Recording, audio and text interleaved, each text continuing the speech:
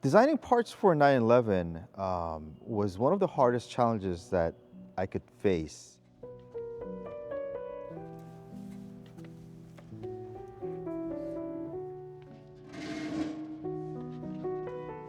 Because this car has been perfected for 70 years, evolution after evolution, and the car has already pushed its limits, and the car was already perceived as a perfect sports car.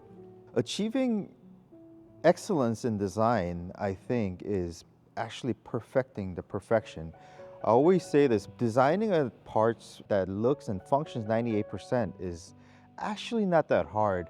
I think most of the effort goes into the last 2% of the design, the details, the function, every single detail, every single function, making it perfect to that 100% is where everything matters. And with that, you need a lot of persistence, you need a lot of resilience. You should never give up, and you have to understand every detail of the car and every form of the car to be able to achieve that 100%. And I think that's the beauty of design, chasing the last 2%, never giving up at 98%, but trying to achieve the perfection that has been already perfected. It requires a lot of passion and making revisions second time, third time, fourth time, fifth time until you're satisfied.